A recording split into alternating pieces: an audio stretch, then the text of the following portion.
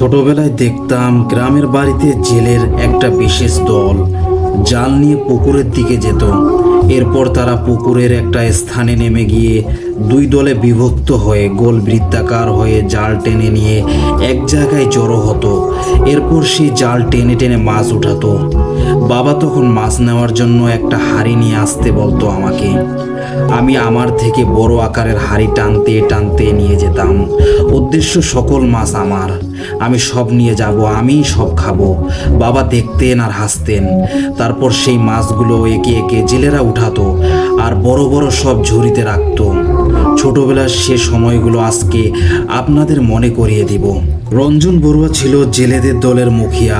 তার নেতৃত্বে 10 থেকে 12 জনের জেলে দল সেই গ্রামের আশেপাশের যতগুলো যৌথ পুকুর আছে সেই সবগুলোর মাছ ধরা তাদের দায়িত্ব ছিল। রঞ্জন দাদা বেশ লম্বা ছিলেন এবং তাদের শরীরের গঠন পালোয়ানদের মতোই অনেকটা, পুরাই কালো বর্ণের।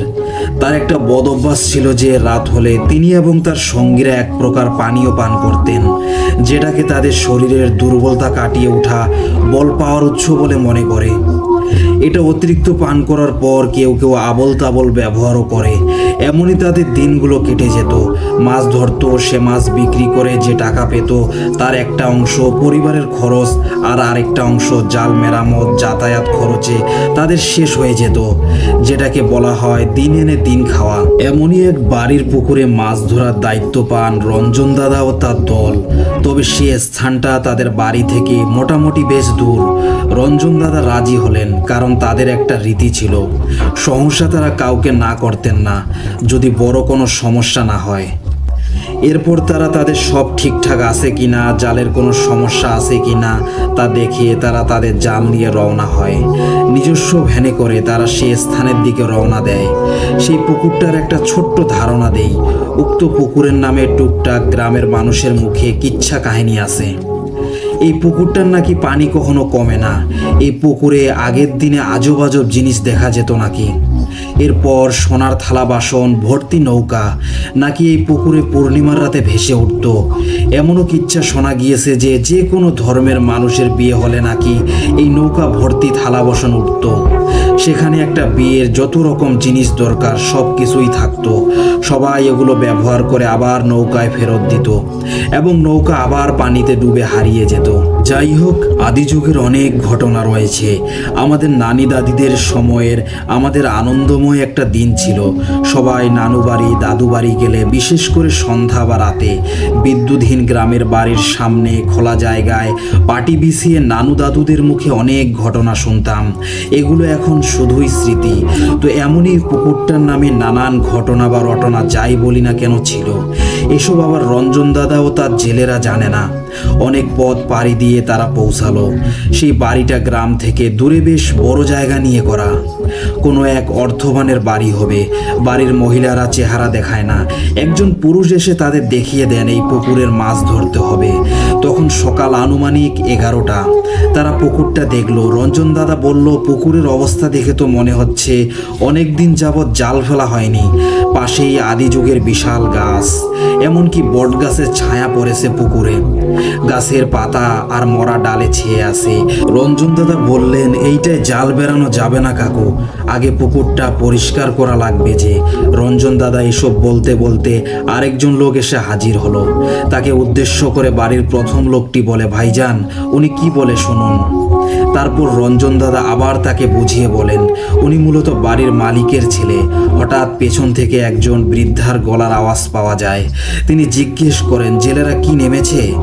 তখন লোকটা বলে, না মা, পুকুরটা আগে পরিষ্কার করতে হবে। এরপর সেই দাদি বলছেন, তাহলে করতে বলো। তিনি দেওয়ালের ওপাশ থেকে কথা বলছেন। এবার দাদির ছেলে বলল, ঠিক আছে করো। রঞ্জন দাদা এবার দিন দরবার করতে শুরু করলো। পুরোটা পুকুর পরিষ্কার করে তাদের মাছ ধরে বুঝিয়ে দিতে একটা দিন পার হয়ে যাবে। তারা মাছের একটা অংশ আর কিছু টাকা দাবি করে। অনেক দিন দরবারের পরে গিয়ে এবার জেলেরা পুকুর পরিষ্কারের কাজ ধরলো। পুকুরটা পরিষ্কার করতেই তাদের বিকাল হয়ে গেল। এরপর তারা জাল ফেললো। অনেকটা সময় তারা জাল টেনে পুকুরের দুই পাশ দিয়ে নিয়ে এসে এবার সন্ধ্যায় তারা মাছের খোঁজ পেল। বেশ বড় বড় মাছ। দেখেই বোঝা যাচ্ছে এই পুকুরে অনেক অনেক দিন ধরে জাল না ফেলার জন্যই মাছগুলো ভীষণ বড় ছিল। এরপর তারা মাছগুলো বাড়ির লোকদের বুঝিয়ে দিয়ে তারপর তাদের জাল গুছিয়ে টাকা এবং তাদের অংশের মাছ নিয়ে কিছুটা সময় সেখানে বিশ্রাম নিল। আজ তাদের বিশ্রামটা একটু বেশি হয়েছে। রঞ্জন দাদা বসে গান ধরলেন, বাকিরাও সুর মেলালেন। তাদের সাথে থাকা সেই পানীয় খেতে থাকলেন, তবে বেশি খেলেন না, কারণ অনেক পথ পাড়ি দিতে হবে তাদের। পথার এক ফাঁকে রঞ্জনদা তার সাথে থাকা দায়ের এক কোপে একটা মাছের মাথা আলাদা করে ফেললেন।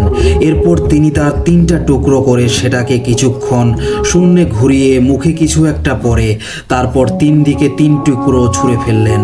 সকল ধর্মের প্রতি পূর্ণ আস্থা ও সম্মান রেখে লিখছি, সে সময় অনেক রীতিনীতি রেওয়াজ ছিল যা আমাদের এই যুগের মানুষ চিন্তাও করতে পারে না, তাই আশা করি সবাই সহজভাবে নেবেন। এরপর রঞ্জনদা বললেন, সে খুশি, আমরাও খুশি, আজকে বেশ ভালো রুজি হয়েছে। এই কাজটা মূলত তিনি সব সময় করেন।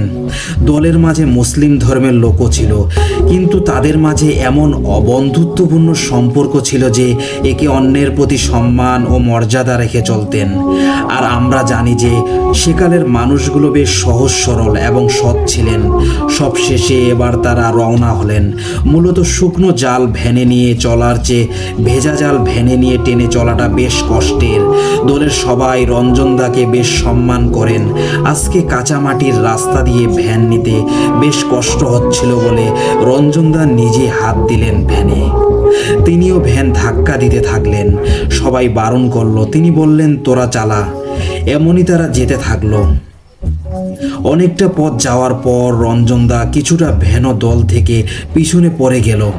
তিনি নিজের মতো করে হাঁটছেন। এরই মাঝে তিনি একটা বিড়ি ধরালেন।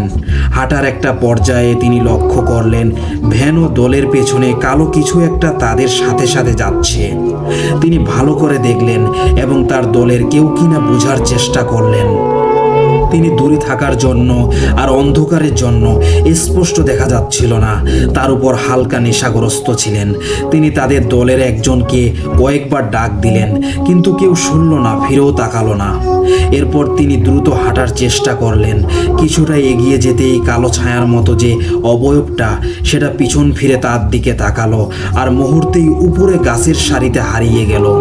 যে অবস্থায় এই অবয়বটা রঞ্জন দাদার দিকে তাকালো, তিনি হোঁচট খাওয়ার মতো ভয় পেয়ে তাদের ধর্মের কোনো এক দোয়া পড়তে শুরু করলেন। এবার দলের লোকদের হুঁশ ফিরল আর তারা বলল, কি দাদা, সব ঠিক আছে? রঞ্জন দাদা বলল, এ তোরা দাঁড়া আমার জন্য, বলেই তিনি হালকা দৌড় দেন। তিনি তাদের সামনে এসেই বলেন, এই তোরা সবাই ঠিক আছিস তো? সবাই বলে, ঠিক আছে। তিনি সবার নাম ধরেন, সবাই নিজেদের নামে সাড়া দেয়। এরপর রঞ্জন দাদা বলে, ভ্যান দাঁড় করা, মাছগুলো দেখতো ঠিক আছে কিনা। দলের একজন বলল, কেন দাদা, কি হয়েছে?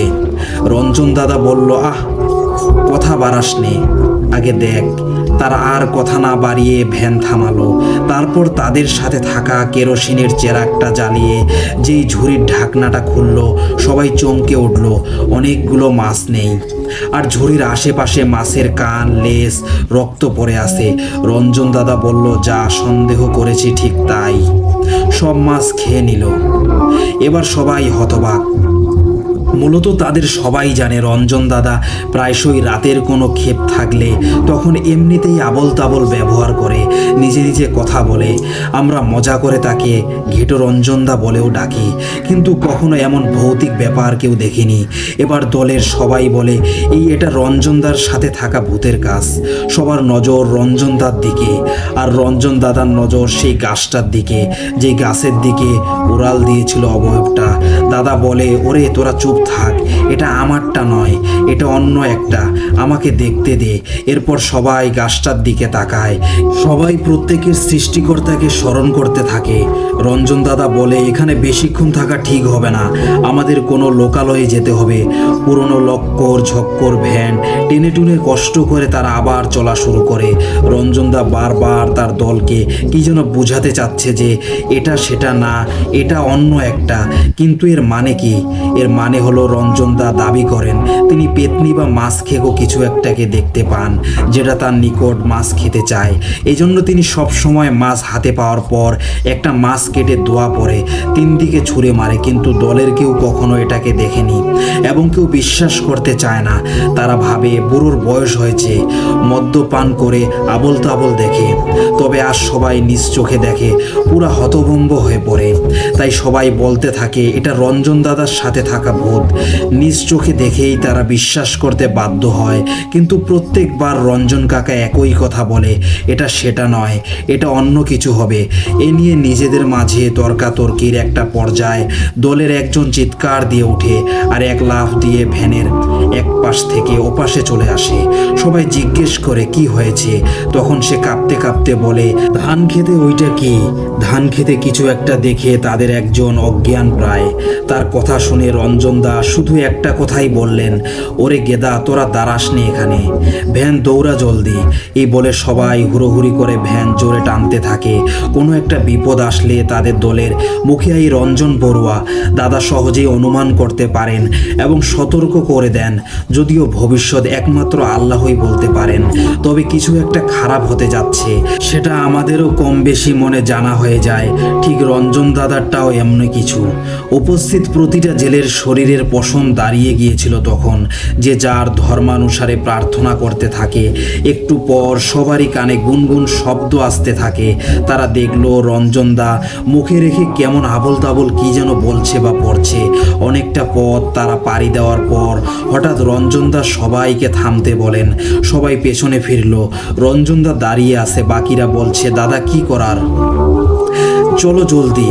রঞ্জনদার ব্যবহার কেমন যেন হয়ে গেল। তিনি বলছে মাছগুলো রেখে যা। সবাই অবাক। তিনি আবারও বলেন কেউ বেঁচে যেতে পারবি না, মাছগুলো রেখে যা বলে খুবই বিদঘুটে একটা হাসি দেয়। মানে এমন একটা অবস্থায় কোনো সুস্থ মানুষ এতটা ভয়ানক ভঙ্গিতে হাসতে পারে না, এটা অসম্ভব। সবার বোঝা শেষ উনি রঞ্জনদা নয়। সবাই ভীষণ ভয় পেয়ে গেল। তারা আর দেরি করলো না।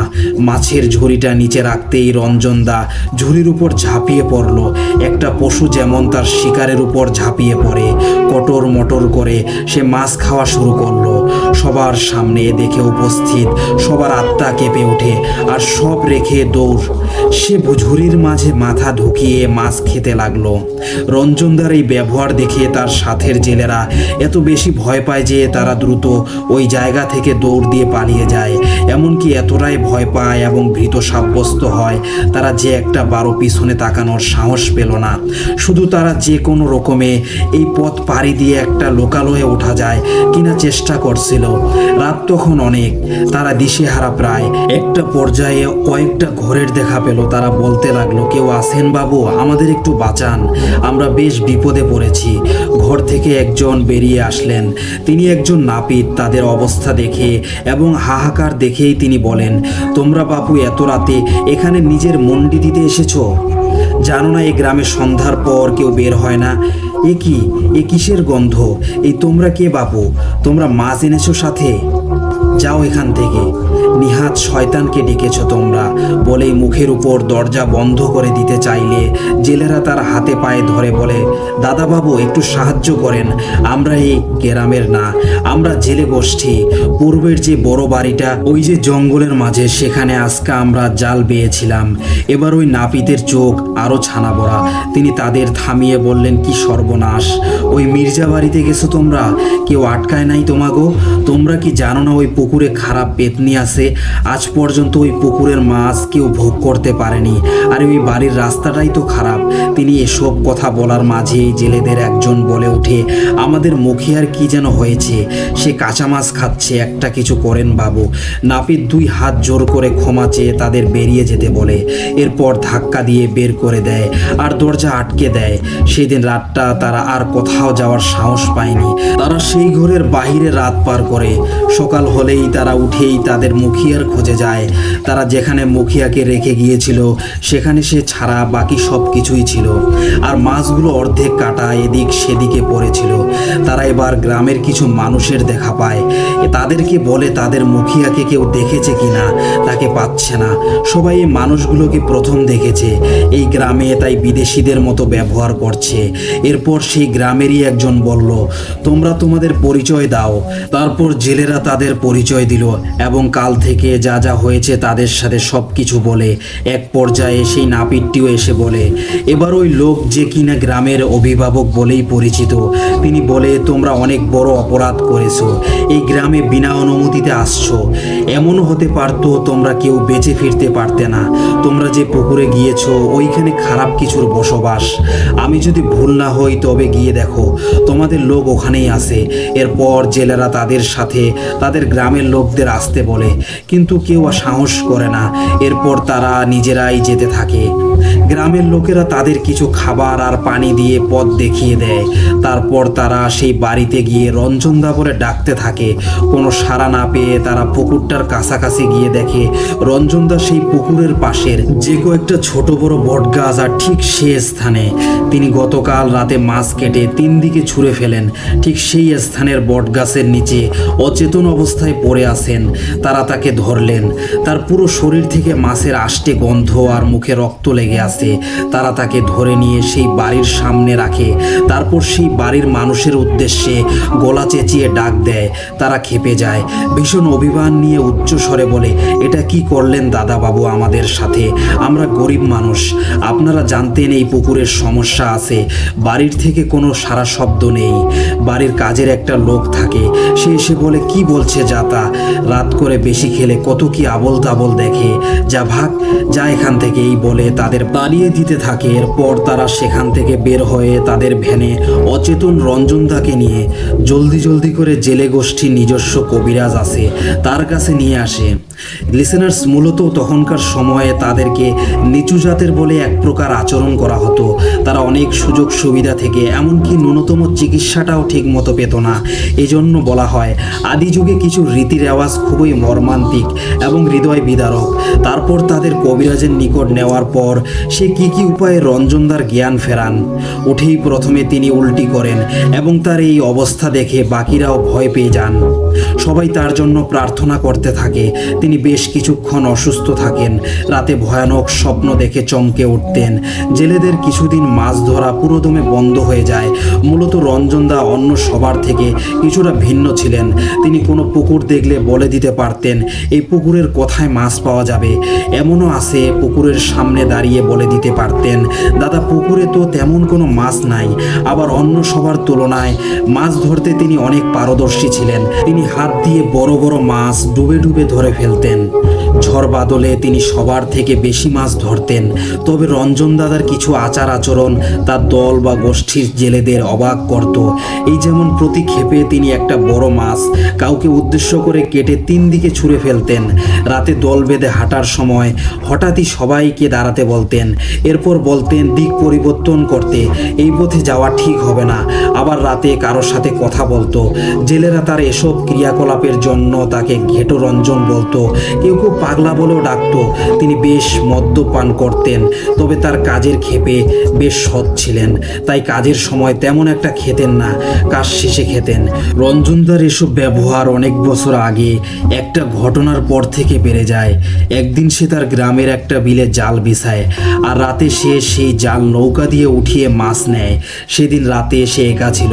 যখন বিলের একটি কোনায় তার নৌকা নিয়ে সে জালের নিকট যাওয়ার প্রস্তুতি নিচ্ছিল, তখন তার মনে হচ্ছিল আশেপাশে কেউ আছে, তাকে দেখছে। সে তাও নৌকা ছাড়লো। একটা পর্যায়ে নৌকা দিয়ে তার জালটা উঠিয়ে মাছ নিয়ে তার হাড়িতে রাখছিল। একটা পর্যায়ে তার নৌকা একটা স্থানে আটকে যায়। সে বৌঠা দিয়ে তার অনেক চেষ্টা করে নৌকাটা ছাড়ানোর। মূলত জাল যে স্থানে ফেলানো হয় সে স্থানে কোনো ময়লা বা ডালপালা থাকে না, কারণ জাল ছিঁড়ে যাবে বলে। সেখানে তার নৌকা আটকানোটা কেমন একটা ঘটকার বিষয়।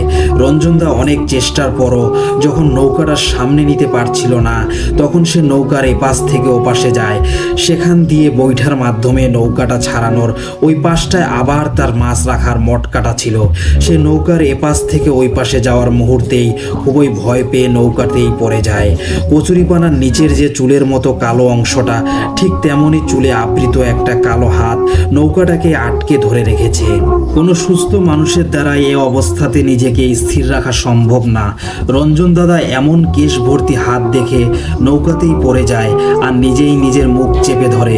তিনি দেখলেন জানোয়ারের হাতের মতো জন্তুটা নৌকার এপাশ ওপাশ কিছু একটা খুঁজছে। এরপর সে মাছের ঝুড়িতে হাত দেয় আর মুহূর্তেই সেটা টান দিয়ে পানিতে তলিয়ে নিয়ে যায়। ইসলাম ধর্ম থেকে শুরু করে সকল ধর্মেই জিন, শয়তান, সত্য এরা বিভিন্ন সময়ে বিভিন্ন রকম রূপ ধরে দেখা দিয়ে থাকে। হতে পারে এটা জিন বা শয়তানের সদৃশ্য কিছু। রঞ্জন দাদা কোনো রকম বৈঠাটা নিয়ে এলোমেলো নৌকা চালাতে থাকে আর অনেকটা দূরে এসে চিৎকার দিতে থাকে। কোনো রকম পারে উঠে নিজের জান নিয়ে তিনি দৌড়াতে থাকেন। ঘরে ঢুকেই তিনি প্রার্থনা করতে করতে ঘরের দরজার খুঁটি লাগিয়ে দেন। জেলে পল্লীর ঘরগুলো ছিল শুকনো বাঁশের বেড়া দিয়ে করা, খুবই নড়বড়ে। রঞ্জনদার দরজার খুঁটি লাগিয়ে ছোট্ট জানালাটা পর্যন্ত লাগিয়ে দেন। তিনি উচ্চস্বরে প্রার্থনা করতে থাকেন।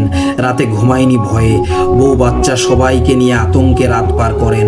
যাই হোক, পরদিন সকালবেলা রঞ্জনদা তাদের জেলেপল্লীর বেশ প্রবীণ একজন কবিরাজের কাছে গিয়ে সকল ঘটনা তুলে ধরে। কবিরাজ সব শুনে বলে, তোর কপাল ভালো, ওইটার সামনে চিল্লাসনি, এটা মাছ খেকো খারাপ পেতনি, তুই মাছ না দিলে তোকেও শেষ করে দিত। এটা অনেককেই ধরেছে, ওর জন্য কোনো জেলে শান্তির মতো মাছ ধরতে পারে না। ওর মন মতো না হলে মানুষকে আঘাত করতে সময় নেয় না। অনেক আগে একটা ছেলেকে দিঘির পাড়ে অজ্ঞান রক্তাক্ত অবস্থায় পড়ে থাকতে দেখে গ্রামের মানুষ প্রথম অবস্থায় কেউ মেরে এখানে ফেলে গিয়েছে মনে করে গ্রামের মানুষজন দেখতে আসে, আর দেখেই পেতনি ধরছে বলে ভয়ে চিৎকার দিতে দিতে দূরে সরে যায়। ছেলেটার সারা শরীরে ধারালো নখের আঁচড় ছিল। এরপর কবিরাজ রঞ্জনদাকে বলে, ওই ছেলের চিকিৎসা আমি করেছি, কিন্তু ছেলের কপাল খারাপ ছিল। বেশ কিছু বছর ছেলেটা ভারসাম্যহীনভাবে থাকে। অনেক চিকিৎসা নেওয়ার পর একটা সময় মারা যায়। রঞ্জনদা এটা শুনে ভয় পেয়ে যায়। তারপর কবিরাজ বলে, তোরে যেহেতু নজর দিয়েই ফেলেছে তো তুই সাবধানে থাকিস। আর কবিরাজের দেওয়া কচু পাতার উপর কিছু মন্ত্র পড়া খাবার রঞ্জনদাকে দিয়ে কবিরাজ বলে, এই খাবারের একটা অংশ ওই বিলের ধারে যেখানে কাকের বিচরণ থাকে সেখানে রাখবি, আর একটা অংশ বিলের পানিতে ভাসিয়ে দিবি। এটা জাদু মন্ত্রের একটা অংশ। মূলত জেলেপল্লীর মানুষদের একটা নিজস্ব বিশ্বাস ছিল যে জলপিশাচ, পেতনি, ভূত যেটাই হোক, এরা একবার যার উপর নজর দেয় এরা আর সহজে তাদেরকে ছাড়ে না। যে অবস্থায় নজর দিবে সে অবস্থায় তাকে আজীবন এদের তপস্যা করতে হবে, নইলে তাদের ক্ষতি করবে। আর সেই তপস্যাই করতে রঞ্জনদা মাছ কেটে 3 ভাগ করে 3 দিকে ছুঁড়ে মারতেন। মূলত মাছ কেটে ছুঁড়ে মারা তিনি এই নৌকার ঘটনার পর থেকে কবিরাজের পরামর্শ অনুযায়ী পেতনিকে খাইয়ে সন্তুষ্ট রাখার উদ্দেশ্যে সব সময় এই রীতি পালন করতেন। এবং তারপর থেকে তিনি যতবারই কোনো পাড়ায় বা মহল্লার পুকুরে জাল বেড়াতেন সেখানে পাওয়া মাছ থেকে একটা মাছ অদৃশ্য কিছুর উদ্দেশ্যে রেখে যেতেন। তাদের বিশ্বাস এতে জিন, শয়তান, ভূত বা পেতনি যেটাই বলি তাদের নজর থেকে বাঁচা যাবে। এতে তার আর কোনো বিশেষ ক্ষতি না হলেও তিনি অনেক কিছুরই সাক্ষী, অনেক কিছুই ঘটেছে তার জীবনে। তবে সেদিন রাতে মির্জা বাড়িতে যদি রঞ্জন দাদা জানতো যে এখানে খুবই বাজে কিছু একটা থাকে যেটা তাদের ক্ষতি করতে পারে, তাহলে কখনোই রঞ্জন দা সে রাতে মির্জা বাড়িতে মাছ কেটে 3 দিকে ছুঁড়ে ফেলতো না।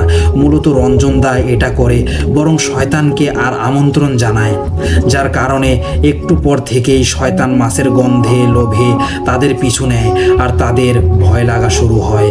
সেদিন শয়তান পুকুরের পাশের বট গাছেই অবস্থান করছিল। মির্জা বাড়িতে যে ঘটনার শিকার হন রঞ্জন দা, সেটা নৌকার পেতনিটা ছিল না। এটা রঞ্জন দা বারবার তার দলের সদস্যদের বলেছিল। যখন জেলেরা এসব দেখে ভয়ে বলতে থাকে এটা রঞ্জন দাদার সাথে থাকা ভূত, তখনই তিনি বারবার বলেছিলেন, এটা সেটা নয় রে, এটা অন্য কিছু। সেদিন রাতে তিনি ঠিকই বলেছিলেন, কারণ নৌকায় তিনি যেটার সম্মুখীন হয়েছেন সেটাকে তিনি দেখেছেন। আর মির্জা বাড়ি থেকে ফেরার পথে তিনি সবার পেছনে থাকা অবস্থায় যেটাকে দেখেন 2টা আলাদা ছিল। ছিল। ওইটা উড়ন্ত কুচকুচে কালো শয়তানের সদৃশ্য কিছু একটা ছিল, যেটা জেলেদের পিছন পিছন যাচ্ছিল। যখন রঞ্জনদা তার দলের জেলেদের পিছন থেকে ডাক দেয়, তখন এই শয়তানের সদৃশ্য অবয়বটার তার দিকে ঘুরে তাকায়, যেটা দেখে রঞ্জনদার আত্মা কেঁপে ওঠে।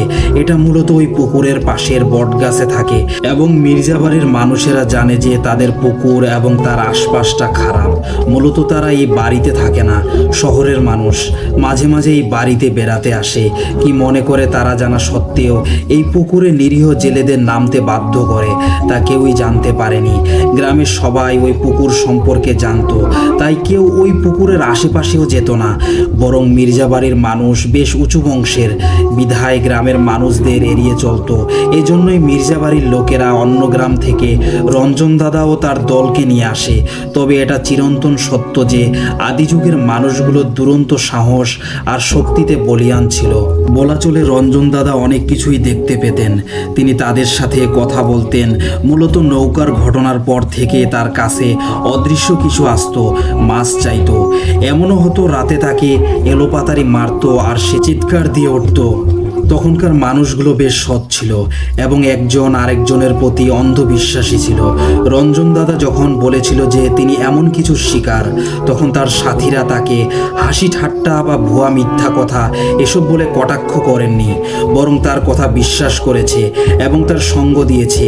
আর তার সাথে ছিল বিদায়। সেদিন রঞ্জন দাদার এত বড় বিপদে তারা সবাই একজোট হয়ে এগিয়ে আসে। আর আজকের যুগে কি হয়, কেউ যদি বলে সে জিন দেখেছে, তবে 5 জনের 7 রকমের বাণী, 12 রকমের লজিক আর হাসি ঠাট্টা তো আছেই। এটা একটি সত্য ঘটনা এখনকার যুগে, যেটা চিন্তাও করা যায় না। কিন্তু একটা যুগ ছিল যখন এসবের বিচরণ ছিল মানুষের সাথেই। ঘটনাটি রঞ্জন দাদার নাতি নিখিল বড়ুয়া থেকে পাওয়া। আর লিসেনার্স, এই ঘটনাটি লিখেছেন এমডি রাকিব। সো লিসেনার্স, যুগে যুগে মানুষে মানুষে চক্রান্ত হয়ে আসছে। আপনি যত নরম, আপনাকে ততই চক্রান্তের শিকার হতে হবে। জিন শয়তানের বাহিরে মানুষের ভেতরের যে শয়তানটা থাকে, সেটা জিন শয়তানের চেয়েও ভয়াবহ। তাই সবাইকে সদা সাবধানতা অবলম্বন করা উচিত। লিসেনার্স, এবার আমরা আজকের শেষ ঘটনায় চলে যাব। স্থান এবং নাম প্রকাশ না করার জন্য আন্তরিকভাবে দুঃখিত। এটির সত্যতা যাচাইয়ে আমাকে অনেকটা বেগ পেতে হয়েছে। মূল আলোচনায় আসি। ঘটনাটি ছদ্মনাম শতাব্দীর সাথে ঘটে। শতাব্দীর পরিবার তার আপন ফুফাতো ভাইয়ের সাথে তার বিয়ে দেয়, যদিও ফুফাতো ভাই তাকে প্রথম পছন্দ করে। শতাব্দীর এই বিয়েতে অমত থাকলেও ফুপির চাপাচাপি ও বাবা মায়ের অনুরোধে সে বিয়েতে রাজি হয়। অবশেষে শতাব্দী বিয়ে করে তার স্বামীর সংসারে পা রেখেছে। শতাব্দীর মা মেয়ের এই বিয়েতে রাজি না, কারণ শতাব্দীর ফুপির সাথে তাদের বহুকাল আগের একটা ঝামেলা ছিল। তো যাই হোক, মেয়ের সুখ সকল মা বাবারই কাম্য। শতাব্দী সংসার করা শুরু করে। এভাবে কয়েক মাস যাওয়ার পর থেকে শতাব্দী তার মাকে তার কিছু অতি স্পর্শকাতর সমস্যার কথা জানায়। বলা বাহুল্য, শতাব্দীর বাবা একজন হোমিওপ্যাথিক ডাক্তার। গ্রামে তার যথেষ্ট সুনাম আছে। শতাব্দী বেশিরভাগ তার বাবার ওষুধ খেয়ে বড় হয়েছে। তো তার মাকে বলার পর তিনি শতাব্দীর বাবার কাছে বলেন মেয়েকে ডাক্তার দেখাতে এবং হোমিও ওষুধ যেন না দেয়। শতাব্দীর বাবা কিছু বললেন না। তিনি বললেন আচ্ছা। মাসখানেক পর শতাব্দী নিজ বাড়িতে ঘুরতে আসলে মনির, শতাব্দীর স্বামী, 2 দিন তাদের বাসায় থেকে নিজ বাড়িতে রওনা দেয়। তাদের পৈতৃক ব্যবসা আছে। একদিন রাতে শতাব্দী ও তার মা বেশ গল্পে মেতে ওঠে। সে তার জামাই শ্বশুরবাড়ির মানুষের কথা সব খুলে বলে মায়ের কাছে। একটু পর সে তার মাকে বলে, মা একটা কথা বলবো তোমাকে। সেটা হলো তোমাদের জামাই প্রতিদিন রাতে একটা লোক আসলে তার সাথে বের হয়। আমি অনেকবার ফুপিকে জিজ্ঞেস করেছি ছেলেটা কে। তিনি বলল এর ছোটবেলার বন্ধু, পাড়ায় ওরা একসাথে খেলা করত, আড্ডা দিত। কিন্তু মা, একদিন আমি বিছানা ছেড়ে উঠি দেখার জন্য এরা যায় কোথায়। তখন দেখলাম এরা দুজন সোজা বাড়ির পাশের পুষ্কুনি পাড়ি দিয়ে পিছনের জঙ্গলে ঢুকে গেল। তখন শতাব্দীর মা বলে, ছেলে মানুষের এমন টুকটাক ঝামেলা থাকে, হয়তো বন্ধুরা বসে কোথাও আড্ডা দেয়, তুমি ওর সাথে কথা বলো। এই বলে তাকে চুপ করিয়ে দিল। এরপর সে আবার বলল, কিন্তু মা, সে যখন যায় তারপর থেকে ঘরে নানান আওয়াজ করে, অদ্ভুত শব্দ হয়, ভীষণ ভয়ে থাকি। এরপর হুটহাট আসে আর ঘুমিয়ে পড়ে। তোমার জামাই তো বিগত কয়েক মাসে হাতে গোনা 2-1 বার আমার দিকে ঠিক মতো তাকাইছে কিনা ঠিক নাই। বললাম আমার ডাক্তার দেখাতে হবে, আমি সব সময় বাবার দেওয়া হোমিও ওষুধ খেয়েছি। সে বলে উঠল, ঠিক আছে, তোমার বাড়িতে নিয়ে যাব। বেকুলের মতো আমিও বললাম, সেও বলল বাবার কাছে নিয়ে আসবে, একটা বার বলে নাই যে তার মতো ডাক্তার দেখাবে। তারপর মা বলে, এত কিছু দেখতে যাস না, আমরা এখানে ভালো ডাক্তার দেখাবো। পরদিন শতাব্দীর মা ওকে নিয়ে গঞ্জে যায়, তার বাবার চেম্বারে বাবার সাথে দেখা করে। তারপর তারা একটি মহিলা ক্লিনিকে যায়। সেখানে তাকে নানান টেস্ট করার পর রিপোর্ট একদম স্বাভাবিক আসে।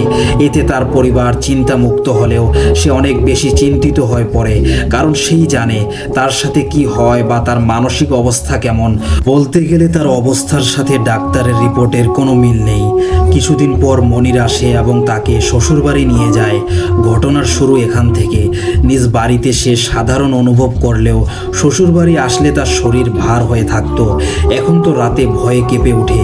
খারাপ স্বপ্ন দেখা, ঘুমের মাঝে হাত ধরার চেষ্টা করা বা শরীরে কিছু আঁচড় লক্ষ্য করতে থাকে। এগুলো আবার মনিরের কিছু যায় আসে না। তার রুটিন সকালে উঠবে, দোকানে যাবে, রাতে ফিরবে আর ঘুমাবে। কয়েকবার শতাব্দী তার শাশুড়ির সাথে এসব বিষয় নিয়ে আলাপ করলেও তেমন কোনো সাড়া না পেয়ে এখন আর বলে না। শুনবেটা কে তার কথা? পরিবারকে বললে তারা গা ছাড়া উত্তর দেয়। জামাই তো যেন আপন হয়েও পরের মতো ব্যবহার, আর শ্বশুর নাই, শাশুড়ি তো কি বলবো। তো এরকম মেয়েটা অনেক দিন সহ্য করে এবং আর কয়েক মাস পর জানতে পারে সে অন্তঃসত্ত্বা। 2 পরিবার খুশি। মোটামুটি কিছুদিন আসা যাওয়ার মাঝে থাকে।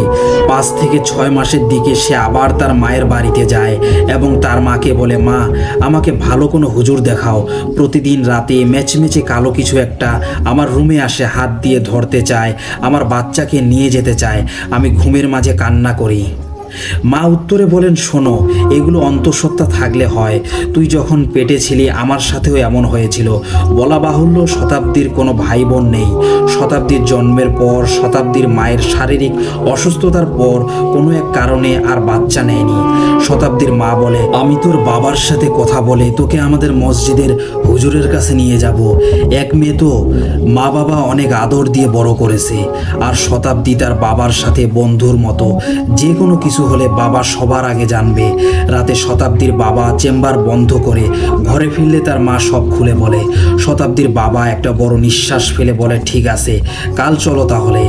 আমার আসতে হবে কি? শতাব্দীর মা বলে, প্রয়োজন পড়লে জানাবো। পরদিন শতাব্দীকে নিয়ে তার মা হুজুরের থাকার ঘরে সামনে অনেকক্ষণ অপেক্ষা করেন। হুজুর জোহরের নামাজ শেষে দেখা করেন। আগের দিন শতাব্দীর বাবা সব ঠিক করে রেখেছিলেন। হুজুর শতাব্দীকে তার ঘরে নিয়ে বসতে বলেন। জিজ্ঞেস করেন, মা, কবে থেকে তোমার সাথে এমন হচ্ছে? শতাব্দী বলল, বিয়ের 6 থেকে 7 মাস পর থেকেই। হুজুর আবার জিজ্ঞেস করলো, তুমি নামাজ ঠিক মতো পড়ো কি? শতাব্দী উত্তরে বলে, আলসেমিতে মাঝে মাঝে পড়া হয় না। হুজুর বলল, না, নামাজ পড়তেই হবে। শতাব্দীর মাকে জিজ্ঞেস করে, আপনি আপাতত ওকে আপনার কাছে রাখবেন, এতে কোনো সমস্যা আছে কি? তিনি না বলেন। হুজুর বলেন, তাহলে পরের সপ্তাহে আসেন, বড় হুজুরকে দেখাই। আপাতত আমি কিছু জিনিস দিচ্ছি, এগুলো নিয়মিত ব্যবহার করুন। বলা বাহুল্য, এই বড় হুজুরের কাছে শতাব্দী ছোটবেলায় আরবি শিখেছিল। হুজুর বলল, বড় হুজুর তো একে ছোটবেলা থেকে চিনে, তো তিনি ওর রোগটা ভালো মতো ধরতে পারবে। তিনি ফিরলে আমি খবর দিব। এই বলে বিদায় নেন। শতাব্দী রাতে মায়ের সাথে ঘুমায়। রাতে যখন সে ঘুমায় তখন সূরা পড়ে সারা শরীর বন্ধ করে ঘুমায়। আর শতাব্দীর মা গভীর রাত পর্যন্ত বিভিন্ন নামাজ পড়েন। তিনি তার মেয়ের দিকে নজর রাখেন। ফলস্বরূপ শতাব্দী আরামেই থাকে বলা চলে।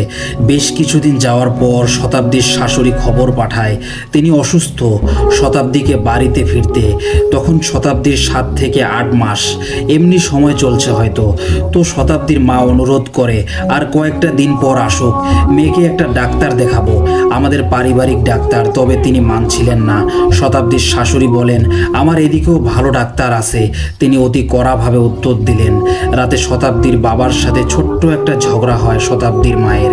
অনেক বড় সম্পর্ক রক্ষা করে গিয়েছেন আপনি। আমার মেয়ে অসুস্থ আর আপনার বোন আমার মেয়ের এই অবস্থায় ওকে ফিরতে বলে। আপনি কথা বলেন, আমি আমার মেয়েকে সুস্থ করে পাঠাবো। শতাব্দীর বাবা চুপ থাকে। আর 2-1 দিন বাদেই খবর আসে শতাব্দীকে হুজুর তলব করেছেন। এরই মাঝে হাসপাতালে চেক আপ শেষ করে শতাব্দী ও তার বাবা মা দুজনই সোজা হাসপাতাল থেকে হুজুরের কাছে যান। হুজুর শতাব্দীকে দেখে মুখ ভরে একটা হাসি দেন আর বলেন, কিরে মা, কেমন আছিস? তুই এমন শুকালি কেন? চেহারা খারাপ হয়ে গেছে। এরপর হুজুর শতাব্দীর মাথায় হাত দিয়ে সূরা পরে তার কপালে কয়েকটা ফু দেন। জিজ্ঞেস করেন, হাসপাতালের রিপোর্টের কি অবস্থা? উত্তরে শতাব্দীর মা বলল, সবই নর্মাল বলল ডাক্তার। একটু পর হুজুর শতাব্দীকে বলে, মা তুই বাহিরে যা, একটু তোর বাবা মার সাথে কথা বলি। শতাব্দী বাহিরে গেলে হুজুর বলেন, মেয়ের পিছনে অনেক দিন ধরে খারাপ জিনের আসর লেগেছে। এটা বিয়ের পর শ্বশুর বাড়িতেই এই ঘটনা ঘটে। শতাব্দীর মা তার জামাইয়ের কোনো সমস্যা আছে কিনা জিজ্ঞেস করেন এবং তিনি জানান, জামাই কেমন জানি মাঝরাতে হঠাৎ বের হয়ে যায়। হুজুর বলে, এমন তো তখনই হয় যখন কেউ তাবিজ করে। আপনার জামাইকে আমার কাছে নিয়ে আসতে পারবেন? পারলে ভালো হয়। শতাব্দীর বাবা কেমন যেন চুপচাপ। তিনি বলেন, হুজুর মেয়েটা ওই ঘরে ভালো নাই। যাওয়ার পর থেকে একের পর এক ঝামেলা বেঁধেই আছে। হঠাৎ কি বুঝে হুজুর বলে ওঠেন, আচ্ছা কিছু মনে কইরেন না, একটা কথা জিজ্ঞেস করি, শতাব্দীর শাশুড়ি কেমন? এটা শুনে শতাব্দীর মা শতাব্দীর বাবার দিকে হালকা আর চোখে তাকান। তিনি বড় নিঃশ্বাস ফেলে বলা চলে সাহস নিয়ে বলেই দেন, হুজুর শতাব্দীর ফুপির বিয়ের পর একদিন সে অন্তঃসত্ত্বা হয়। কয়েক মাস পর তার হঠাৎ প্রচণ্ড পেটে ব্যথা হয়। তখন আপনার ভাই তাকে তার হোমিও ঔষধ দেয় খেতে। সে সেগুলো খাওয়ার পর কিছুদিন ভালো থাকে। এরপর কয়েক মাসের ভেতর তার পেটে ব্যথা হয়। উনি সবার আগে গিয়ে তাকে হাসপাতালে নিয়ে যায়। মাঝেই হুজুর বলে, ও আচ্ছা, যে মৃত বাচ্চা জন্ম নিয়েছে সেই ঘটনা? শতাব্দীর মা বলে, জি। তো হুজুর মৃত বাচ্চার জন্মের পর ওনার বোন সব দোষ আপনার ভাইয়ের উপর দেয় যে ওনার ওষুধ খেয়েই নাকি তার বাচ্চা নষ্ট হয়েছে। হুজুর বলে, এটা তো জানতাম না। শতাব্দীর মা বলে, পারিবারিকভাবে আমরা এটা গোপন রাখি। তবে তারপর থেকে শতাব্দীর ফুপি সামনে হাসলেও সে আমাকে আমার মেয়েকে হিংসা করে বেশ। আমি আপনার ভাইকে অনেকবার বলার পরও সে বিশ্বাসই করে না। এই যে এই বিয়ে আমার একদমই ইচ্ছে ছিল না, কিন্তু আপনার ভাই তো এক কথার মানুষ। হুজুর বলবে, এখন ভাইরেও কি বলবো? হয়তো ভাবছে বোনের ঘরে নিজের আদরের একমাত্র মেয়ে ভালো থাকবে। উত্তেজিতভাবে হঠাৎ শতাব্দীর মা বলে ওঠেন, আমার তো মনে হয় ওনার বোনই আমার মেয়ের জন্য কিছু করেছেন। শতাব্দীর বাবা ধমক দিয়ে বলেন, ওলটপালট কথা বলবা না। হুজুর বলে, আপনারা এসব বাদ দেন, যদি পারেন আপনাদের জামাইকে আমার কাছে নিয়ে আসেন একদিন। হুজুর বলে, আর শতাব্দীর প্রসবের আগ পর্যন্ত শতাব্দীকে ওই বাড়িতে পা রাখতে নিষেধ করেন। এরপর হুজুর বলে, শতাব্দীর কিছু জিনিস লাগবে, এগুলো যেন হুজুরকে দিয়ে যায়। আর কাল শতাব্দীর আসতে হবে না, সে আরাম করুক। তো পরদিন শতাব্দীর মা আসে। হুজুর সেগুলো নিয়ে ওনাকে বাড়িতে ফিরতে বলে। মূলত সেখানে শতাব্দীর জামাইয়ের ব্যবহৃত কিছু জিনিস ছিল। কয়েকদিন বাদে মনির আসলে শতাব্দী ও তার মা দুজনে জামাইকে বুঝিয়ে হুজুরের কাছে নিয়ে আসে। হুজুর ছেলেটার সাথে অনেকক্ষণ ধরে কথা বলে। এরপর হুজুর তার মাঝে কিছু একটা দেখতে পায়। হুজুর বলে, শতাব্দী ঠিক আছে, তুমি জামাই বাবাজিকে নিয়ে বাড়িতে ফিরে যাও, তোমার মা একটু পরে আসবে। তারা চলে গেলে হুজুর বলে, আপনার মেয়ের শাশুড়ি আপনার মেয়ের জামাইয়ের জন্য তাবিজ করছে, ছেলে যেন তার বসে থাকে। ছেলের সাথে 3 থেকে 4টা জিন থাকে। এগুলো আপনার মেয়ের থেকে জামাইকে দূরে রাখে। আর এই ছেলে তার মা ছাড়া কিছু বুঝে না। মায়ের কথায় উঠে বসে। হুজুর বলে, তবে আপনার মেয়ের জন্য কোনো তাবিজ করেনি। মেয়ের উপর হালকা বাতাস লাগছে, যা কিছুদিন ঝাড়ফুঁক করলে সেরে যাবে, কিন্তু ভুলেও মেয়েকে ওই বাড়িতে যেতে দেওয়া যাবে না, কারণ সেখানে জিনের প্রভাব বেশি।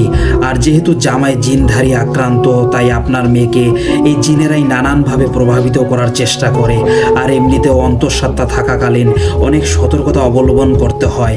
এসবের আসর করার মাত্রা বেশি থাকে, তাই অন্তঃসত্ত্বা থাকার 10 মাসই মেয়েদের পুরোদমে আল্লাহর ইবাদত, নামাজ নিয়মিত পালন করা বাধ্যতামূলক, যেন এসব বালা মুসিবত থেকে মা বাচ্চা দুজনই ভালো থাকে। হুজুর বলে শাশুড়ি শতাব্দীকে দেখতে পারে না, তবে বাচ্চার জন্য তিনি খুবই কঠোর।